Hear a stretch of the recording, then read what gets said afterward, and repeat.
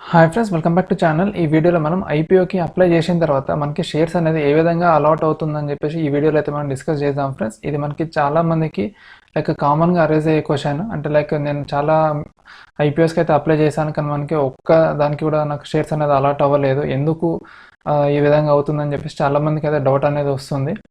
So ఈ video చూసాక మీకు ఆ డౌట్స్ అనేది మీకు కంప్లీట్గా క్లారిఫై అనేది మీకు అయిపోతుంది ఫ్రెండ్స్. సో ఈ వీడియోని మీరు ఎండ్ వరకు చూడండి, ఖచ్చితంగా మీకు వీడియో అనేది చాలా యూస్ఫుల్ అనేది అవుతుంది.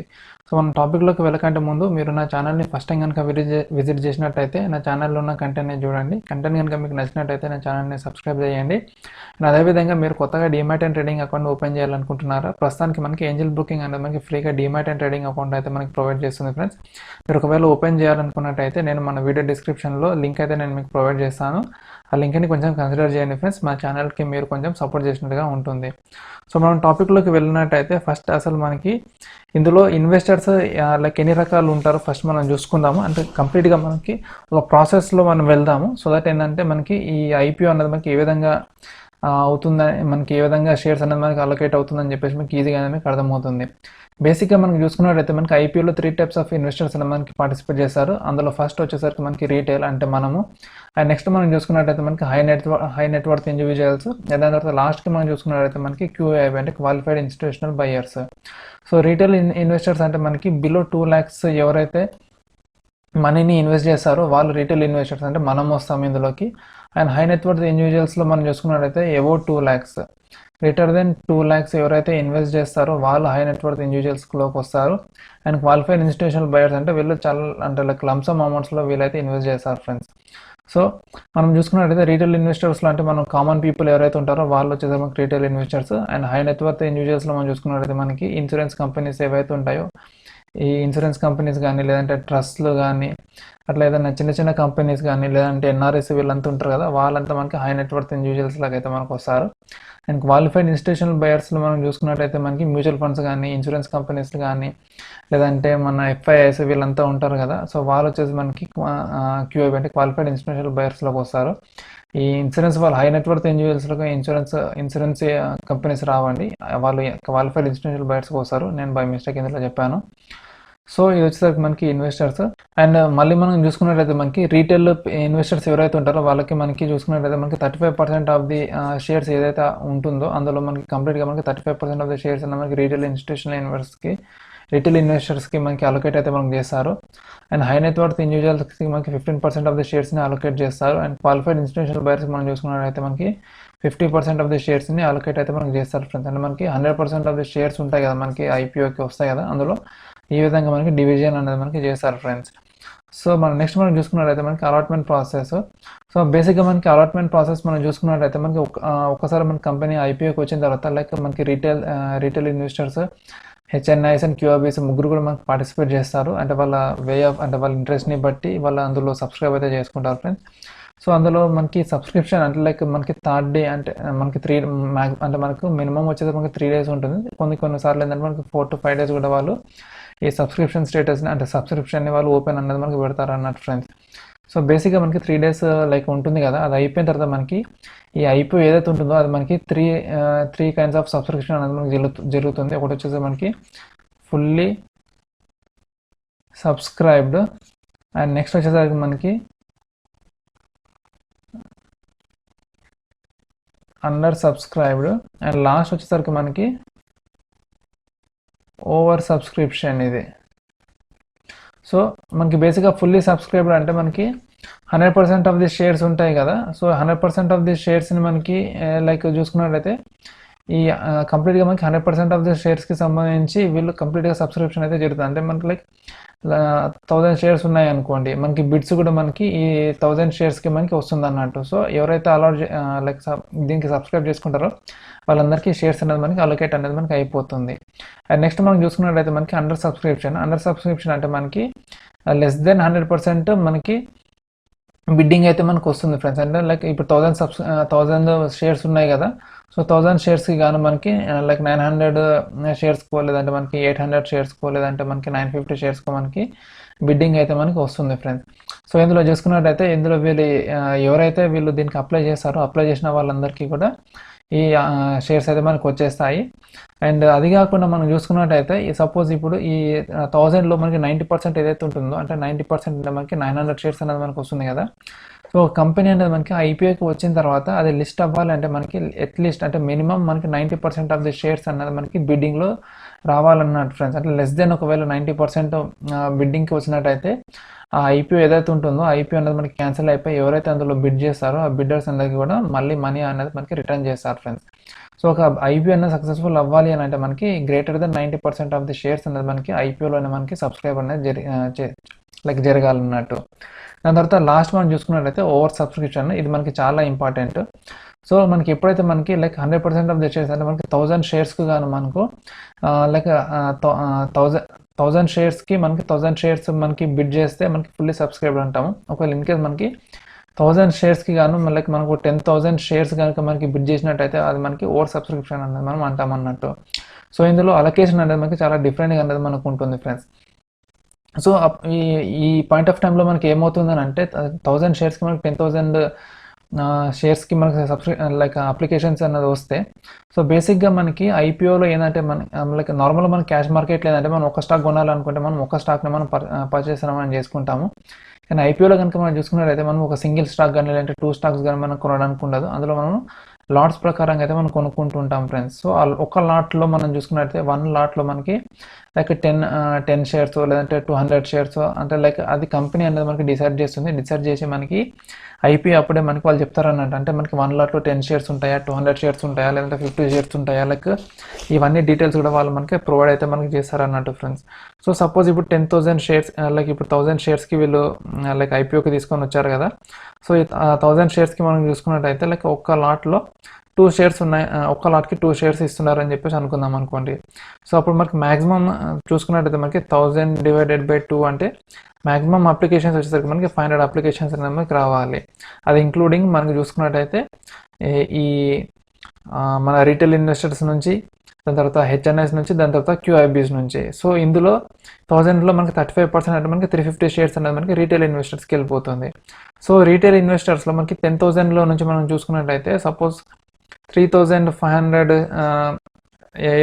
ఏదైతే షేర్స్ ఉంటాయో ఆ 3,500 షేర్స్కి మన రీటైల్ ఇన్వెస్టర్స్ నుంచి వచ్చిందని చెప్పేసి అనుకుందాము.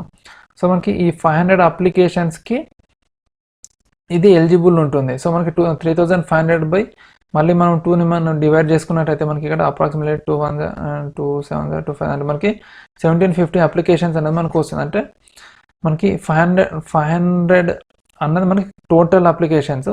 ఆ టోటల్ అప్లికేషన్స్లో మళ్ళీ మనం చూసుకున్నట్టయితే ఇందులో మనం 30%ని మనం 35% మనం తీసుకోవాలి. 35% అప్రాక్సిమేట్లీ మనకి 150, 160 రేంజ్లో వస్తుంది. సో మనం చూసుకున్నట్టయితే మనకి 160 అప్లికేషన్స్కి గాను మనకి 1,750 అప్లికేషన్స్ అనేది మనకి వచ్చింది అన్నట్టు. సో ఇది చూసుకుంటే మనకి దీన్ని ఓవర్ సబ్స్క్రిప్షన్ అని చెప్పేసి అంటాం. సో ఇలాంటి కండిషన్స్లో మనకి అలాట్మెంట్ ఏ విధంగా జరుగుతుందంటే ఇందులో మనకి ఫస్ట్ అంటే ఏదైతే ఉంటుందో ఈ 160 మెంబర్స్ అంటే మినిమం ఎలిజిబుల్ ఎవరైతే ఉంటారో అంటే లాటరీ సిస్టమ్ కానీ ఏదైతే ఉంటుందో ర్యాండమ్గా వీళ్ళు మనకి ఇవ్వడం అయితే మనకి జరుగుతుంది ఫ్రెండ్స్. ఇందులో ఓన్లీ 160 మెంబర్స్కి అయితే వస్తుంది. సో ఇందులో 160 మెంబర్స్కి కూడా మనకి ఓన్లీ అంటే ఫస్ట్ మినిమం లాట్ వచ్చేసరికి మనకి 1 లాట్ అన్నట్టు. అంటే 1 లాట్ కంటే తక్కువ షేర్స్ అయితే వాళ్ళు ఇవ్వడానికి ఉండదు. అంటే ఇప్పుడు 1 లాట్ వచ్చేసరికి మనకి 2 షేర్స్ ఉన్నాయి కదా ఇందులో. సో అలా కాకుండా 1 షేరు లేదంటే హాఫ్ షేరు అట్లా ఇవ్వడానికి అయితే ఉండదు. అంటే సపోజ్ ఇప్పుడు 1 లాట్ మనకి 2 షేర్స్ అనుకున్నాం. సో ఇప్పుడు 1 లాట్ మనకి 10 షేర్స్ ఉన్నాయి అనుకోండి. సో ఖచ్చితంగా మనకి ఆ 1 లాట్ మనకి అలొకేట్ అయితే మనకి 10 షేర్స్ అనేది మనకు వస్తుంది. అండ్ అలా కాకుండా ఎక్కువ మంది సబ్స్క్రిప్షన్ చేసుకున్నారు అని చెప్పేసి అందులో అందరికి 1 షేర్స్ లేదంటే 2 షేర్స్ అట్లా ఇవ్వడానికి ఉండదు. మినిమం వచ్చేసరికి మనకి 1 లాట్ అనేది మనకి ఇవ్వాలి. సో ఇందులో కూడా మనకి ఓవర్ సబ్స్క్రిప్షన్లో కూడా మనకి అదే విధంగా మనకి జరుగుతుంది ఫ్రెండ్స్. అంటే మినిమం వచ్చేసరికి మనకి 1 లాట్ అయితే మనకి వస్తుంది. అది కూడా ఓన్లీ 160 మెంబర్స్కే వస్తుంది అన్నట్టు. ఒకవేళ ఇన్ కేస్ ఇది 160 మెంబర్స్కి కాకుండా ఓన్లీ ఇప్పుడు చూసుకున్నట్టయితే ఇప్పుడు ఈ 1750 కొంచెం మనం పక్కన పెడదాము. ఇది 1750 కాకుండా ఇప్పుడు ఓన్లీ 140 అప్లికేషన్స్ మనకి వచ్చాయి అనుకోండి. 140 అప్లికేషన్స్ అంటే మనకి ఇంకా 20 అప్లికేషన్స్ అనేది మనకి ఇంకా అంటే ఇంకా తక్కువ ఉన్నాయి. సో ఈ 140 అప్లికేషన్సే మనకి ఈ ఈ షేర్స్కి అంటే 140 ఇంటూ మనం 2 చేసుకుంటే మనకి ఆల్మోస్ట్ 280 షేర్స్ వస్తాయి కదా. 280 అంటే 340 షేర్స్కి మనం ఉంటుంది కదా, లైక్ 35% ఆఫ్ ది షేర్స్, ఆ షేర్స్కి అప్లై చేశారు అనుకోండి, అంటే 140 అప్లికేషన్స్ 35% ఆఫ్ ది షేర్స్కి అప్లై చేశారు అనుకోండి, అప్పుడు ఏమవుతుందంటే ఈ 140 షేర్స్కి ఫస్ట్ అందరికి 1 లాట్ అన్నది మినిమం ఇచ్చేసుకుంటూ వెళ్ళిపోతారు. అండ్ దాని తర్వాత మిగిలిన షేర్స్ ఏవైతే ఉంటాయో అవి అందరికీ ఈక్వల్గా అంటే ప్రొపోర్షనేట్గా వాళ్ళు డివైడ్ చేసుకొని అందులో నుంచి అయితే మనకి ఇస్తారు అన్నట్టు. అంటే 1 లాట్ తర్వాత అందులో లైక్ సపోజ్ ఇప్పుడు 1 లాట్ తర్వాత ఇంకొక 100 షేర్స్ మిగిలాయి అనుకోండి, లైక్ అంటే ఓవరాల్గా అప్పుడు ఏం చేస్తారంటే అందులో ఫస్ట్ 100 ఎవరైతే ఫస్ట్ కానీ లేదంటే ర్యాండమ్గా 100 అప్లికేషన్స్ ఎవరైతే ఉంటాయో అందులో అందరికి ఒక్కొక్క షేర్ అనేది వెళ్ళిపోతుంది. అండ్ మిగతా 40 అప్లికేషన్స్ ఎవరైతే ఉంటాయో వాళ్ళకి ఆ షేర్స్ అనేది రాదు. అంటే కొందరికి ఓన్లీ అంటే అందులో ఈ 140 అప్లికేషన్స్లో 40 అప్లికేషన్స్కి ఓన్లీ 1 లాట్ అనేది వస్తుంది. అండ్ మిగతా 100 అప్లికెంట్స్ ఎవరైతే ఉంటారో అందులోకి మనకి ఈ 1 లాట్ కాకుండా ఇంకా ఎక్స్ట్రా 1 షేర్ అన్నది కూడా మనకి వస్తుంది అన్నట్టు ఫ్రెండ్స్. సో ఈ విధంగా మనకి ఈ అలాట్మెంట్ ప్రాసెస్ ఏదైతే ఉంటుందో ఐపీఓలో వాళ్ళకి షేర్స్ అనేది మనకి డిస్ట్రిబ్యూట్ అనేది అవుతుంది. సో దీన్ని నేను మీకు ఒక ఎగ్జాంపుల్ తీసుకుని అయితే నేను మీకు ఎక్స్ప్లెయిన్ అయితే చేశాను, సో దట్ ఏంటంటే మీకు ఈజీగా అనేది మీకు అర్థమవుతుంది. సో ప్రస్తుతానికి మనం చూసుకున్నట్లయితే మనకి ఇండిగో పెయింట్స్ అనేది మనకి రీసెంట్గా మనకి జనవరి 21 రోజు మనకి ఐపీఓకి అయితే మనకు వచ్చింది, అంటే 20th రోజు. సో ఇందులో మనం చూసుకున్నట్టయితే మనకి టోటల్గా షేర్స్ చూసుకున్నట్టయితే మనకి 55,18,402 షేర్స్ అయితే మనకి ఐపీఓకి అయితే మనకు వచ్చింది ఫ్రెండ్స్. అలానే దీనికి గాను మనం చూసుకున్నట్టయితే మనకి బిడ్స్ వచ్చింది మనకి 64,57,90,130 షేర్స్కి మనకి లైక్ నార్మల్గా మన ఇన్వెస్టర్స్ ఎవరైతే ఉంటారో వాళ్ళు బిడ్ చేయడం అయితే జరిగింది. అంటే మనకి 117.02 టైమ్స్ అనేది మనకి బిడ్ చేయడం అయితే మనకి జరిగింది ఫ్రెండ్స్. సో ఇందులో మనకి రీటైల్ ఇన్వెస్టర్స్ ఎవరైతే ఉంటారో రీటైల్ ఇన్వెస్టర్స్ మనం చూసుకున్నట్లయితే ఇందులో మనకి 35% కోటా ఉంటుంది కదా, మనకి 35% కోటా చూసుకున్నట్లయితే మనకు వచ్చేసరికి మనకి 19,31,440 షేర్స్ అయితే మనకి రీటైల్ ఇన్వెస్టర్స్కి అయితే మనకి ఉంది ఫ్రెండ్స్.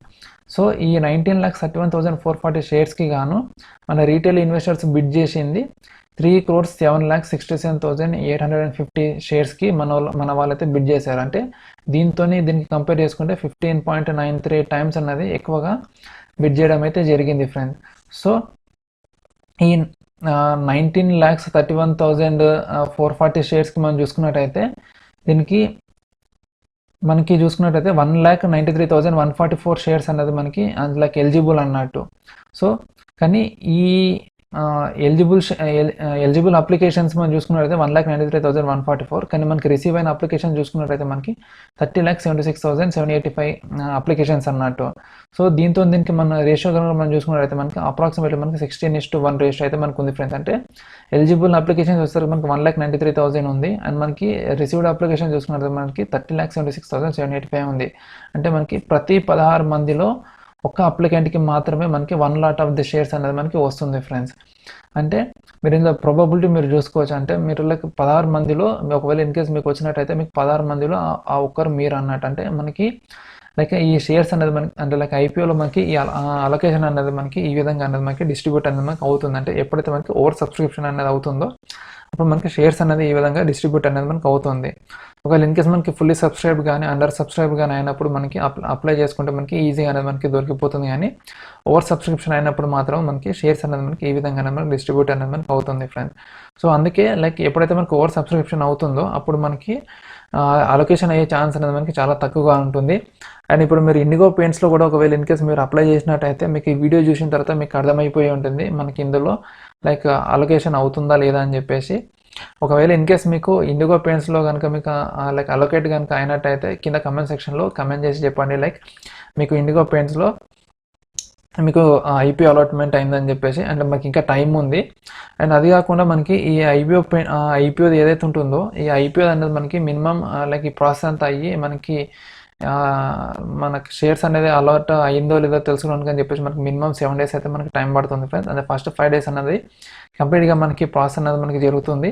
అండ్ దాని తర్వాత మళ్ళీ నెక్స్ట్ 2 days ఏదైతే ఉంటుందో అందులో ఎవరికైతే ఎలిజిబిలిటీ ఉండి వాళ్ళకి ఈ షేర్స్ అనేది అలాట్ అవుతుందో వాళ్ళకి వీళ్ళు డిస్ప్లే చేయడం అయితే జరుగుతుంది. అండ్ మిగిలిన వాళ్ళకి ఈ మనీ రీఫండ్ చేయడం అయితే జరుగుతుంది. అందుకే వీళ్ళు 7 days టైం అయితే వీళ్ళు తీసుకుంటారు ఫ్రెండ్స్.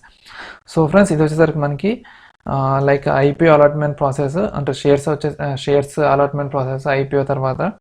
సో మీకు డౌట్స్ క్లారిఫై అయిపోయే ఉంటుందని చెప్పేసి నేను ఎక్స్పెక్ట్ చేస్తున్నాను. లైక్ మీకు షేర్స్ ఎందుకు అలాట్ అవ్వట్లేదో అండ్ ప్రాబబిలిటీ ఏ రేంజ్లో ఉంటుందో అని చెప్పేసి. సో ఈ వీడియో మీకు నచ్చిందని అనుకుంటున్నాను. ఈ వీడియో కనుక మీకు నచ్చినట్టయితే వీడియోని లైక్ చేయండి. అదేవిధంగా నా ఛానల్లో ఉన్న కంటెంట్ని చూడండి. కంటెంట్ కనుక మీకు నచ్చినట్టయితే నా ఛానల్ని సబ్స్క్రైబ్ చేయండి. మళ్ళీ మనం ఇంకొక వీడియోలో సరికొత్త టాపిక్తో కలుద్దాం. Until then bye bye. జై హింద్.